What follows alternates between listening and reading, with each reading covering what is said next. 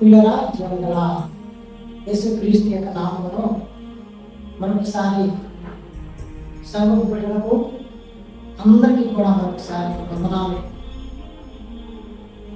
ఈరోజు ప్రత్యేకంగా ఒక 2 మాటలని మనము ధ్యానం చేసుకుందాం. అవేమనగా అపోస్తలుడైనటువంటి పౌలు గారు కొరింథీ సంఘానికి ఒక పత్రిక రాస్తూ కూడా ఆయన ఇలా మాట్లాడారు. కొరింథీకి రాసినటువంటి మొదటి పత్రిక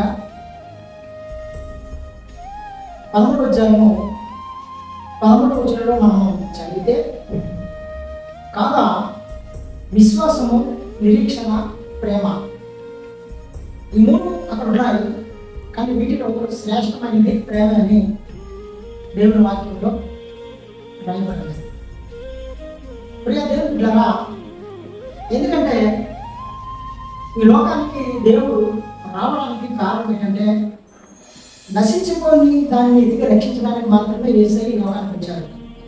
కారణం ఏంటంటే ఈ భూలోకంలో ఉన్నటువంటి మనుషులందరినీ ఆయన ప్రేమించారు కాబట్టి ఆయన ఈ లోకానికి రావాల్సి వచ్చింది.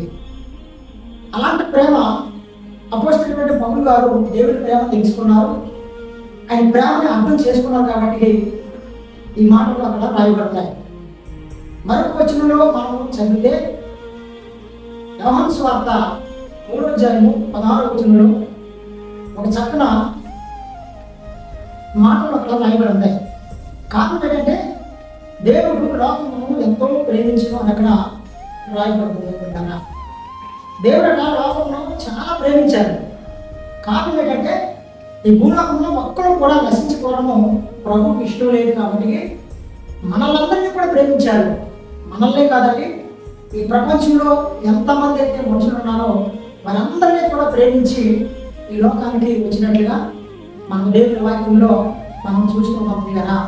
ఎందుకు ఈ మాటలు చదువుతున్నామంటే దేవుడు మనల్ని కూడా ప్రేమించారు కాబట్టి అలాంటి ప్రేమని మనము కూడా పొందుకున్నటువంటి మనము కూడా దేవుడు ఎలాగైతే లోకాన్ని ప్రేమించారో మనము కూడా ఇతరులను ప్రేమించేవారిగా ఉండాలని దేవుని యొక్క ఉద్దేశము, ఆయన యొక్క ప్రణాళిక. ప్రియులరా, మరి మనమందరినీ కూడా మన పొరుగు వారిని ప్రేమించాలి, అన్నదమ్ముని ప్రేమించాలి, అక్కచెల్లిని ప్రేమించాలి, అలాగే స్నేహితుని ప్రేమించాలి.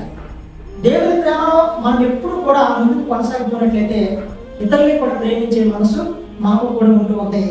కనుక ఈ రాత్రికాల సమయంలో ఈ వాక్యం ఉన్నటువంటి మీరందరూ కూడా ఇతరులు ఎలా ప్రేమించాలో దేవుడి వాక్యంలో చదివితే మీకు అందరికీ కూడా తెలుస్తుంది. అంతేకాదు ఇది మొదలుకొని ఎల్లప్పుడూ కూడా మరి ప్రతి ఒక్కరిని ప్రేమించాలని ఈరోజు ప్రభు మనందరితో మాట్లాడుతున్నాడు. దేవుడు ఈ మాటలు దీవించింది కాక. వీళ్ళరా మరి చిన్న ప్రార్థన చేసుకుందాం. మహాకరుడ, మహోన్నతుడా, నీ వందనాలు. సర్వశక్తిమంతుడా, నీ వందనాలు.